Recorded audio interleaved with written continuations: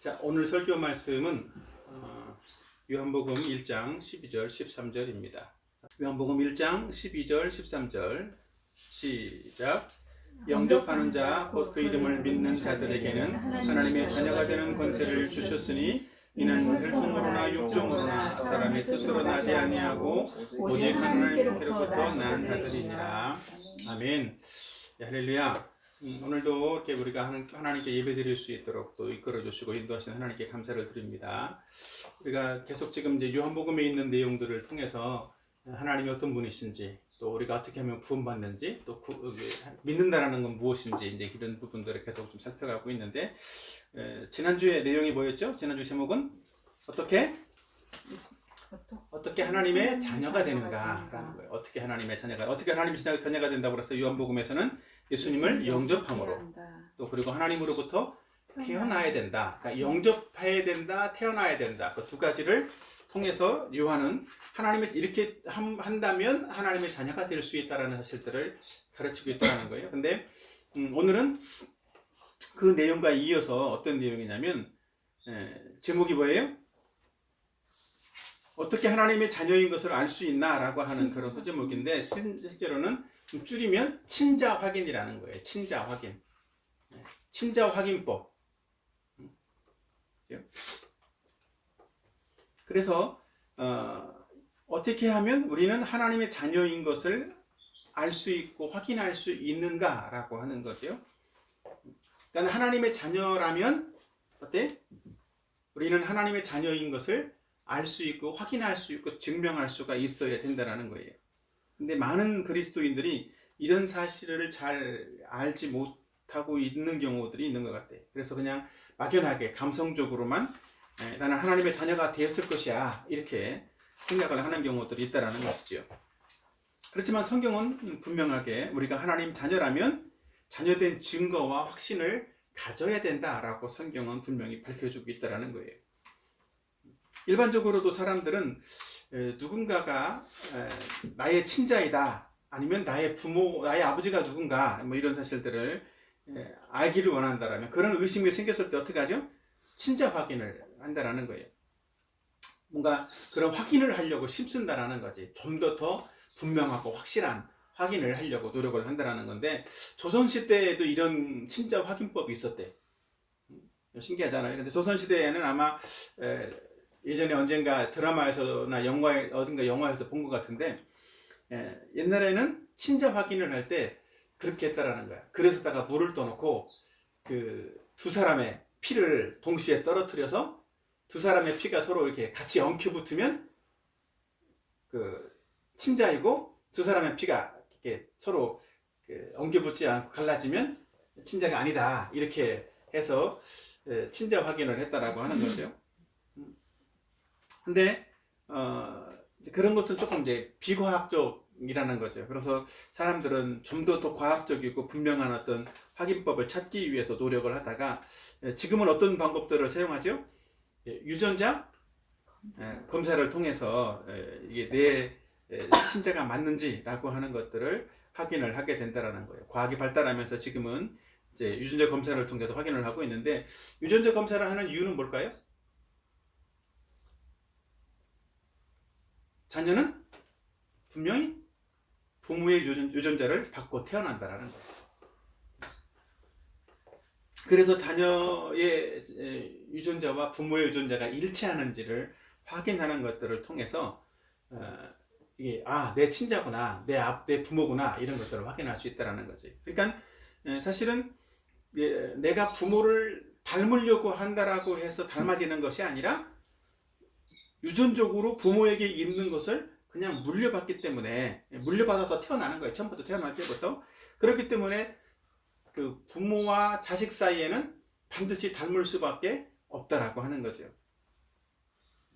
그렇죠. 근데 이런 사실들이 그리스도인에게도 비슷하게 존재한다라는 사실들을 오늘 성경 본문에서 또 이렇게 요한은 밝히고 있는 건데, 사실은 하나님의 자녀로 태어나는 순간 우리도 마찬가지로 하나님의 자녀, 또 하나님을 닮은 사람으로 처음부터 구원받을 때부터, 거듭날 때부터, 태어날 때부터 이렇게 닮게 된다는 거예요. 그렇기 때문에 예수님을 믿고 하나님의 자녀가 된 사람이라면 노력으로서 하나님을 닮아가는 것이 아니라 처음부터 하나님을 닮아 태어나는 것인 거예요. 그렇기 때문에 그리스도인들은 이 사실을 확인함으로써 내가 하나님의 자녀이구나 라는 것들을 확신할 수 있게 된다는 거지. 자, 고린도 후서를 한번 찾아볼까요? 고린도 후서 여기 말씀은 없네. 자, 고린도 후서 13장 5절을 한번 같이 한번 찾아보도록 합시다. 고린도 후서 13장 5절. 다 같이 찾아서 한번 같이 한번 읽어봐요. 고린도 후서 13장 5절 말씀.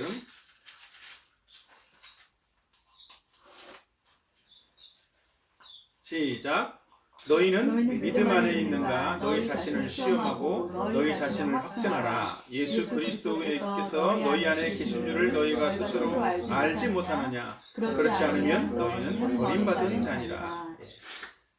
버림받은 자다, 사생하다 하시는 그런 말이기도 한 거예요. 그러니까 예수님을 믿는 사람이라고 하면 너희를 어떻게 하라고 그랬어요? 정말 내가 믿는 사람인가? 내가 하나님 자녀인가? 이것을 어떻게 하라고?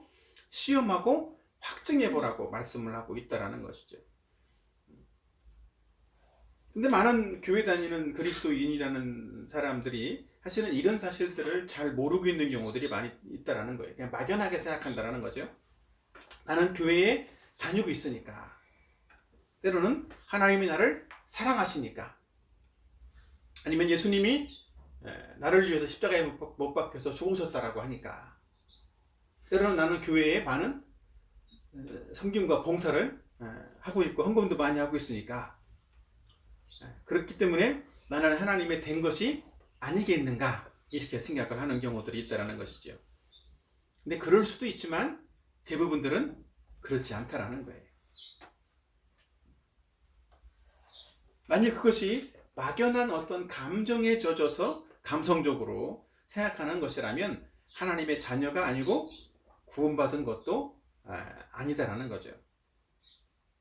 그렇다면 성경에서는 어떻게 하나님의 자녀인 것을 확인하고 알 수 있다라고 말씀을 하는지, 오늘은 이 요한이 증거하는 요한복음 1장의 말씀을 통해서 함께 그 두 가지를 함께 나누려고 합니다.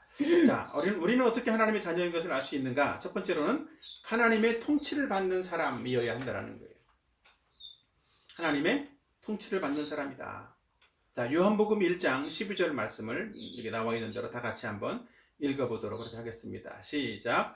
영접하는 자, 곧 그 이름을 믿는 자들에게는 하나님의 자녀가 되는 권세를 주셨으니. 네, 여기 보면 영접하는 자, 곧 그 이름을 믿는 자. 이것은 이제 이 내용 설명을 지난주에 다 했는데, 영접한다라는 것.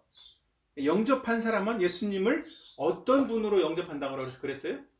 예수님을 구세주로도 영접하지만 주인으로 영접하는 거예요. 그렇기 때문에 예수님을 주님으로 영접한다라는 것은 무엇을 의미해?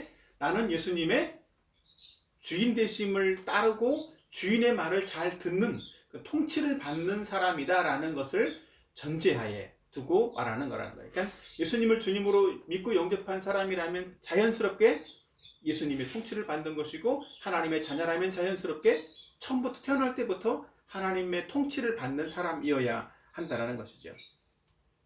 왜? 예수님은 누구니까? 우리의 주님이시니까. 그러니까 교회 다니면서 많은 사람들이 이렇게 얘기하잖아. 예수님을 주님 그러잖아. 그치? 그러니까 근데 이게 이제 말로만 주님 그러는 경우들이 많다는 거예요. 실질적으로는 주님이라고 부르는 이유는 예수님을 주님으로 영접하는 것이기 때문에 주님이라고 부르는 거야. 근데 교회에서 많은 경우에 사람들이 다른 사람들이 그냥 교회에서 흔히 일상적으로 예수님을 주님이라고 부르니까 나도 습관적으로 그냥 주님이라고 부르는 거야. 예수님이 나의 주님이 되신 적이 한 번도 없어. 그리고 예수님을 나의 주님으로 고백한 적이 없단 말이에요. 그러면 그 사람은 진짜 예수님을 주님으로 믿는 것이 아닌 거라고. 근데 정말 예수님을 주님으로 믿고 구원받아서 하나님의 자녀가 된 사람이라면 우리의 주인은 누구라고? 예수님이라는 거예요. 우리의 통치자는 누구라고? 바로 예수님이라는 거라고. 그러니까 예수님을 영접했다라고 하면서 여전히 자기 자신이 주인이 되어 살아가는 사람은 예수님을 믿는 것일까요? 안 믿는 것일까요? 그런 사람은 예수님을 믿는 것이 아닌 거예요. 예수님을 영접했다는 그 의미는 바로 예수님이 나의 주님이시라는 것들을 고백하는 거라고. 그러니까 예수님을 마치 잠깐 왔다가 가는 어떤 손님 정도로, 손님 그런 정도로 영접했던 것이라면 그 사람은 스스로 나는 하나님의 하나님의 자녀가 아닙니다 라고 고백하는 거죠. 좀 더 쉽게 바꿔 말하면 예수님을 영접한다는 것은 자기 자신이 주인 되어서 살던 그 삶을 죄인의 삶이라고 고백하는 것이고, 이제는 더 이상 이런 내가 주인 되어 사는 삶을 살지 않고 진정으로 예수님을 나의 주님으로 모시고 살겠습니다 라고 하는 그런 고백이 바로 예수님을 영접하는 거라는 거죠. 그런 고백과 함께 예수님을 믿는 거예요. 그러니까 영접한다라는 것은 무엇을 의미하냐면 주인을 바꾸는 행위가 바로 영접인 거예요. 그래서 예수님을 영접했다라면 이제부터는 나의 주인은 예수님입니다. 그리고 예수님만을 의지하며 살겠습니다. 예수님의 통치를 받는 인생을 살겠습니다. 이런 고백이 포함되어져 있다는 것이죠. 그래서 예수님을 믿고 하나님의 자녀가 된 사람들은 그 이후부터 평생 하나님의 통치, 예수님의 통치를 받는 사람이 되는 거예요. 자, 요한일서 5장 1절, 3절 말씀을 함께 이제 이 요한이 동일하게 요한일서도 기록을 했는데 요한일서에서 조금 더 그런 사실들을 구체적으로 설명을 하고 있어요. 같이 한번 읽어볼까요? 요한일서 5장 1절 시작. 예수께서 그리스도이심을 믿는 자마다 하나님께로부터 난 자니 또한 나 없은 이를 사랑하는 자마다 그에게 난 자를 사랑하느니라. 하나님을 사랑하는 것은 이것이니 우리가 그의 계명들을 지키는 것이라. 그의 계명들은 무거운 것이 아니로다. 예. 여기 보면 예수님을 믿고 죄 문제를 해결받은 사람은 어떤 사람이라는 거야? 하나님께로부터 난 자다 이렇게 말씀을 하고 있죠. 근데 이 하나님께로부터 난 사람은 누구를 사랑한다고 그랬어요? 낳으신 이를 사랑한다. 첫 번째는 자기를 낳은 누구를 사랑한다. 그러니까 결국은 나를 낳은 부모, 아버지, 하나님을 사랑한다는 거지. 그리고 그에게서 난 다른 사람들도 사랑하게 된다는 거예요. 물론 여기 예수님도 포함되어 있고 다른 모든 사람, 모든 그리스도인들이 다 포함되어져 있어요. 근데 그 사랑한다라는 거, 내가 하나님을 사랑한다라는 것은 무엇으로 증명할 수 있는 거라고, 무엇으로 그거를 보여줄 수 있는 거라고? 하나님 말씀을, 그의 계명들을 지키는 것으로 내가 하나님을 사랑합니다 라는 것들을 이렇게 보여줄 수 있다는 거지. 그것이 증거라는 거예요. 그러니까 하나님을 사랑하는 마음으로 계명을 지키는 거라는 거예요. 의무적으로 뭐라고 그럴까, 율법적으로 지키는 것이 아니라 또 무서워서 지키는 것도 아니고 하나님 말씀을, 하나님을 사랑해서 말씀을 순종하고 지키는 것이어야 된다는 것이죠. 그냥 반대로 말하면 하나님을 사랑한다라고 하면서 하나님 말씀대로 순종하지 않고 하나님 말씀의 계명을 지키지 않는 사람은 어떤 사람이라고? 거짓말하는 사람이다. 이렇게 성경은 또 말씀을 하고 있어요. 자, 한번 볼까요? 요한일서 2장 4절 시작. 그를 아노라 하고 그의 계명을 지키지 않는 자는 거짓말하는 자요 진리가 그 속에 있지 아니하되. 예. 하나님을, 나는 하나님 알아. 나는 하나님 믿고 있어. 하나님은 내 아버지야. 이렇게 말하면서 그의 계명을 지키지 않는 사람은 그 말 자체가 전부 다 거짓말이라는 거예요. 무엇보다도 진리가 그 속에 없다. 하나님 말씀이 그 속에 없는 것이고 말씀을 지킬 마음조차도 없는 것이고 또 진리이신 예수님도 그 안에 없는 것이다 라는 거예요. 그러니까 예수님을 영접한 것이 아니라는 거죠. 그냥 구원받은 것이 아니라는 거예요. 그래서 진짜 구원받은 사람은, 하나님의 자녀는 하나님의 말씀대로 순종하면서 살아가는 그런 삶을 살게 된다는 것이지요.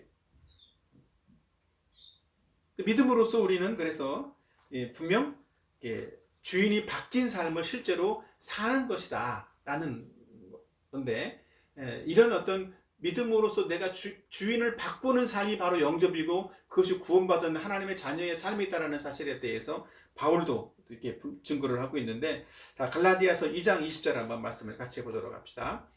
다 같이 시작. 내가 그리스도와 함께 십자가에 못 박혔나니 그런즉 이제는 내가 사는 것이 아니요 오직 내 안에 그리스도께서 사시는 것이라. 이제 내가 육체 가운데 사는 것은 나를 사랑하사 나를 위하여 자기 자신을 버리신 하나님의 아들을 믿는 믿음 안에서 사는 것이라. 예, 여기 보면 사도 바울은 분명하게 이렇게 밝히고 있죠. 본인은 본인의 옛 주인, 본인의 옛 자기 자신의 옛 주인이었던 자아는 어떻게 됐다는 거야? 예수 그리스도와 함께 십자가에 이미 못 박혀서 죽은 사람이 되었다라는 것이죠. 그리고 지금 내가 살고 있는 것은 뭐라고? 내 안에 예수 그리스도께서 사는 것이다. 그러니까 나는 바꿔 말하면 새로 바뀐 주인을 따라서 주인의 말을 들으면서 그렇게 살아가는 사람이다 라고 바울은 고백하고 있다는 거예요. 이런 믿음이, 이런 삶이 결국 예수님을 믿는 하나님의 자녀의 삶이라는 것이죠.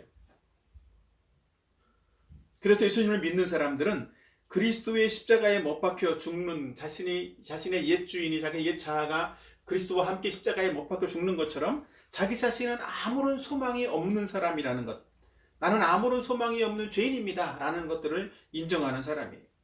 그리고 나는 이미 사형 선고를 받아서 죽은 사람입니다 라는 것을 인정하는 사람이라고. 그래서 내 삶의 유일한 소망은 누구밖에 없다? 예수님밖에 없습니다 라는 사실들을 인정하는 그런 사람. 그래서 전적으로 예수 그리스도께 자기 자신의 모든 것들을 다 맡기고 의지하고 의뢰할 수 있는 사람이 바로 예수님을 믿는 하나님의 자녀의 삶이라는 것이죠. 그래서 그리스도를 믿는 사람이라면 정말 하나님을 사랑함으로써 하나님 말씀에 순종할 뿐만 아니라 이렇게 예수님 말씀에, 하나님 말씀에 통치를 받는 그런 그런 삶을 살아가는 거라는 것입니다.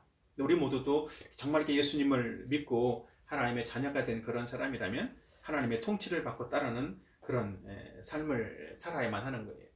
이것이 그리스도인으로서 내가 하나님의 자녀이다 라는 사실들을 확인할 수 있고 드러내 보여줄 수 있는 것이지요. 이것은 억지로 하는 것이 아니라 혼나지 않기 위해서, 때로는 이렇게 지옥까지 않기 위해서 그러는 것이 아니라 구원받은 하나님의 자녀라면 마땅히 이렇게 자연스럽게 하나님을 사랑하는 것, 또 하나님을 사랑해서 그 말씀을 순종하고 싶은 마음이 원래부터 마음속에서부터 생기기 시작한다라는 거예요. 그게 구원받은 사람의 모습이라고 하는 것입니다.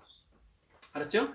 자, 이것이 첫 번째 친자 확인을 할 수 있는, 내가 하나님의 친자다라는 것을 확인할 수 있는 증거라는 거죠.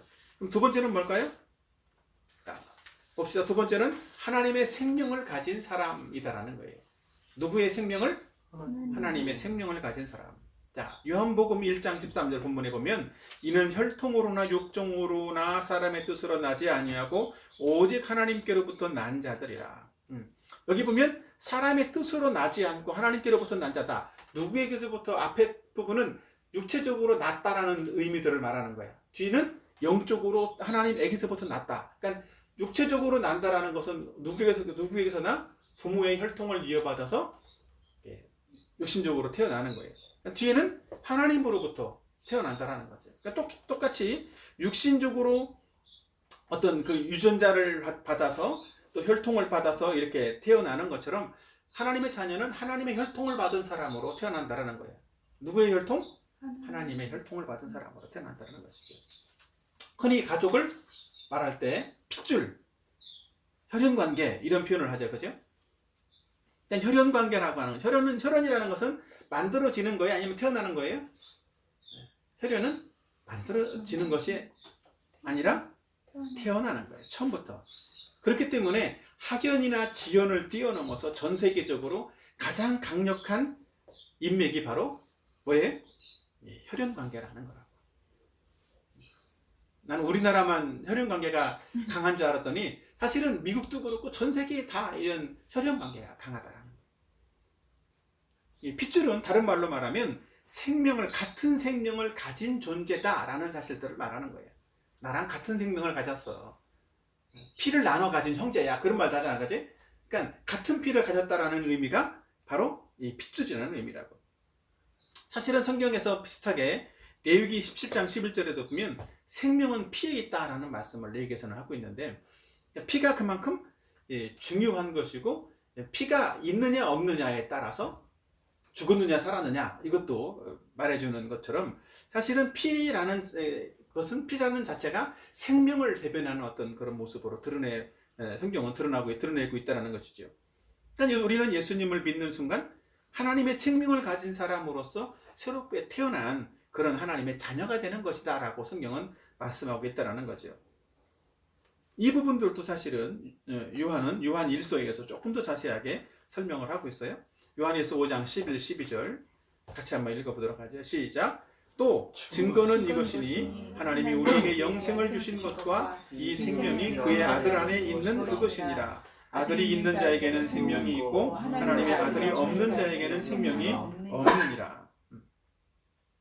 여기 보면 하나님의 자녀라고, 하나님의 자녀된 증거가 무엇이냐? 증거가 분명히 있다라고 그랬어요. 또 증거는 이것이니, 증거를 분명히 요한 1서에서 요한은 증거를 대고 있는데, 증거가 뭐라는 거예요? 하나님의 아들을 믿는 사람은 어떻다고? 하나님이 주신 영생을 가지고 있다고. 하나님이 우리에게 영생을 주신 것과, 하나님이 영생을 주셨기 때문에 하나님의 자녀는 하나님이 주시는 그 생명을 받아들였다라는 거예요.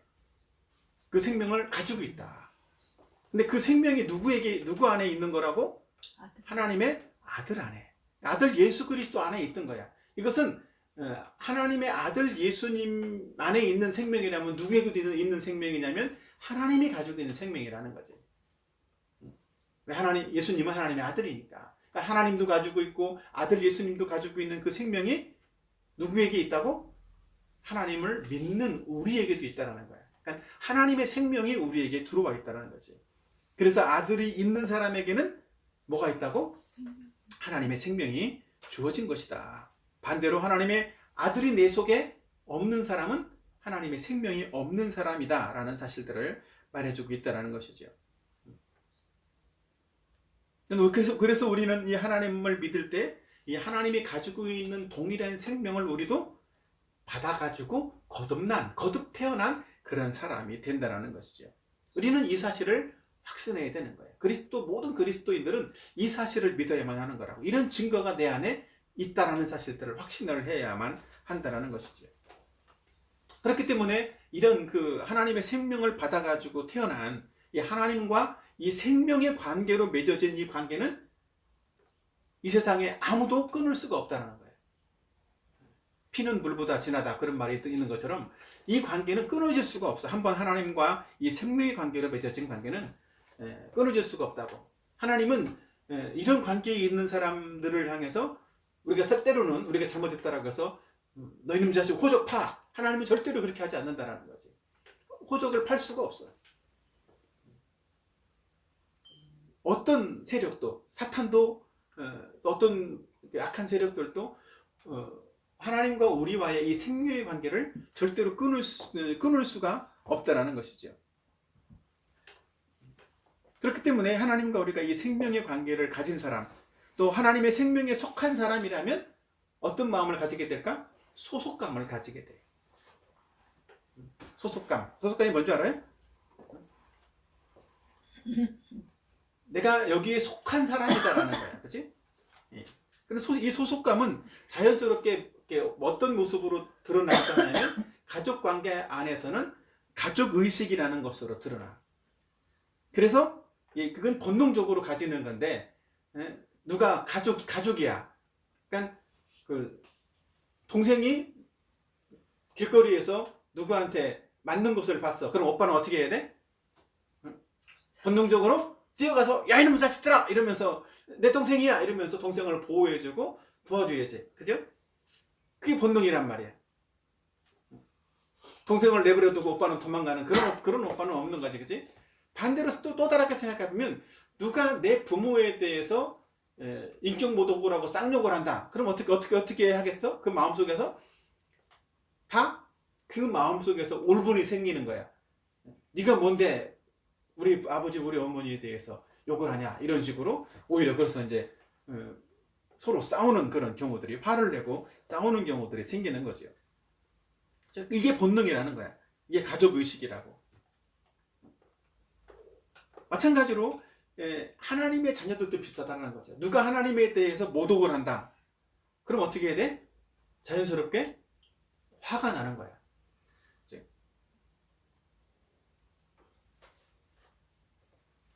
그래서 하나님을 믿는 하나님의 자녀들은 하나님이 가진 어떤 그 세계, 또 하나님이 가지고 있는 관점, 하나님이 가지고 있는 그런 시야로서 뭔가 함께 생각하고 그것을 공유하려는 그런 마음들을 자연스럽게 처음부터 가지고 태어난다는 거죠.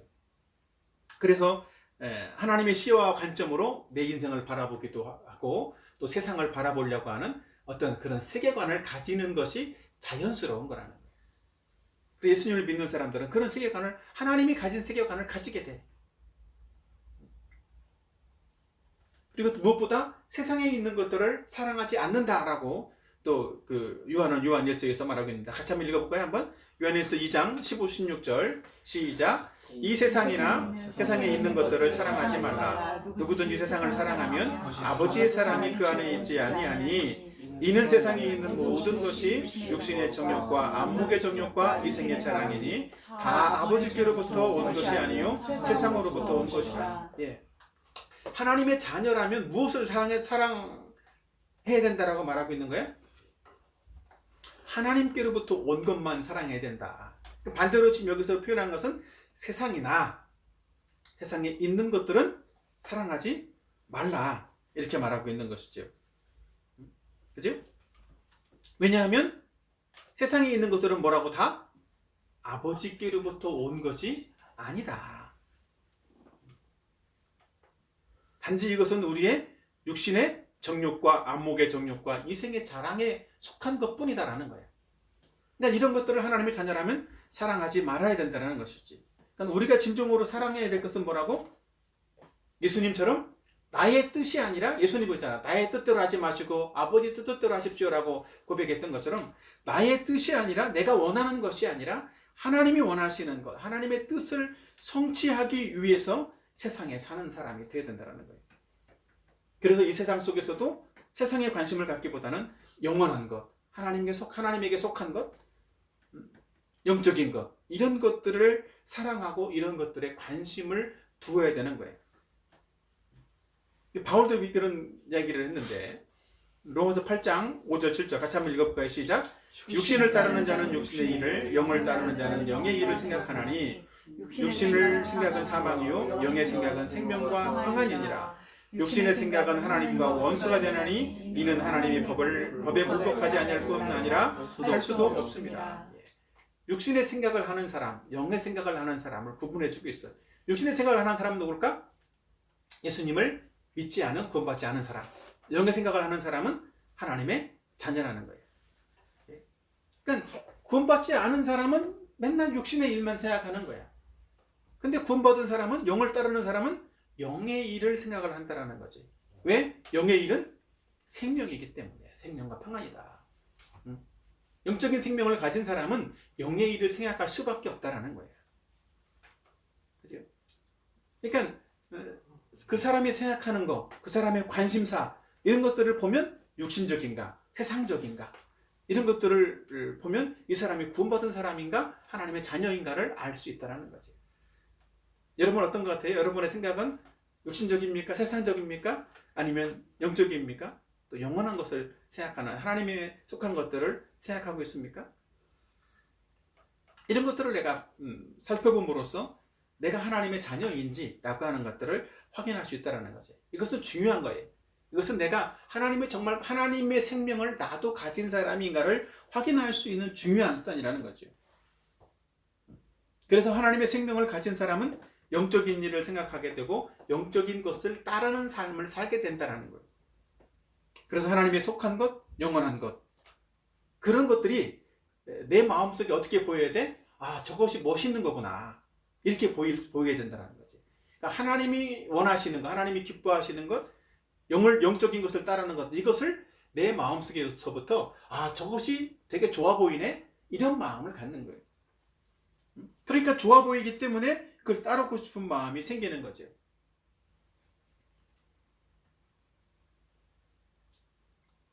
품행이 곧 그 사람이다 라는 그런 말이 있어요. 그런 말 들어봤습니까? 품행이 곧 그 사람이다. 그 말은 무슨 말일까? 그 사람이 행동하는 것을 보면 그 사람이 어떤 존재인지를 알 수 있게 된다는 것이죠. 그죠? 그래서 경건하게 사는지, 또 세상적인지, 그 사람의 생각은 어떤지, 그 사람의 가치관은 어떤지, 그 사람의 생각은 성경적인지, 하나님의 관점에서 생각을 하고 있는지, 이런 것들을 보면 그 사람이 어떤 존재인지를 알 수 있다라는. 그러니까 그 사람의 말을 하는 것들을 통해서 그 사람이 증명되는 것이 아니라 그 사람의 품행, 성품과 행동하는 것들을 보면 그 사람이 어떤 존재인지를 알게 된다는 거죠.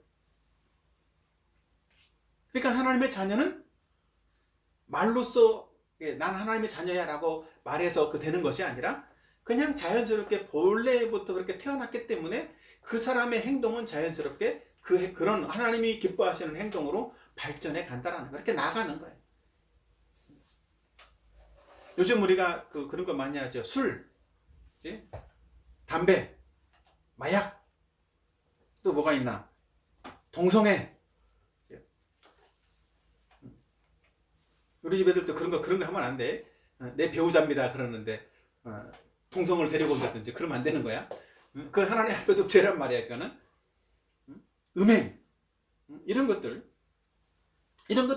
하나님 앞에서 다 무가치한 것이고 하나님이 기뻐하지 않는 것이다라는 사실들을 알아야 되는 거예요. 이런 것들은 다 망하는 길로 가는 것이다. 이런 사실들을 알아야만 한다는 거지. 그래서 내 삶에서 정말 필요한 것은 하나님이 원하시는 것, 하나님이 영광 받으시는 것, 그것에만 관심을 갖겠다.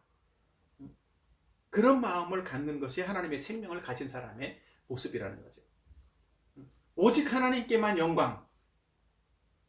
이게 뭐냐면 종교개혁의 핵심이에요. 이것이. 우리는 종교개혁을 통한 개신교란 말이에요. 그치? 이 종교개혁의 핵심은 모든 것이 하나님께 영광이 되어야 된다는 거예요. 그래서 하나님의 자녀는 하나님께 영광이 되지 않는 것은 그 어떤 것이라도 타협하지 않아야 돼. 그 어떤 것이라도 버려야 된다는 거예요. 이것이 하나님의 생명을 가진 삶이라는, 하나님의 생명을 가지고 있는 사람의 모습이라는 사실들을 기억하고 날마다 하나님을 기쁘시게 할 수 있는 그런 저와 여러분이 되었으면 좋겠습니다. 그래서 하나님의 생명을 가진 사람으로서 모든 일에 누구의 영광을 위해서? 하나님의 영광을 위해서. 이것이 하나님께서 영광 받으시는 것인가? 내가 행동하기 전에 한 번쯤은 생각을 해봐야 돼. 이 행동이, 이 결정이 정말 하나님이 기뻐하시는 것이고 하나님이 영광 받으시는 것인가? 나는 예전에 그랬던 적이 있어요. 20대 초반에, 20대 때 술을 먹었던 적이 있었었는데 이 하나님 이 말씀 때문에 그런 생각이 들었던 거예요.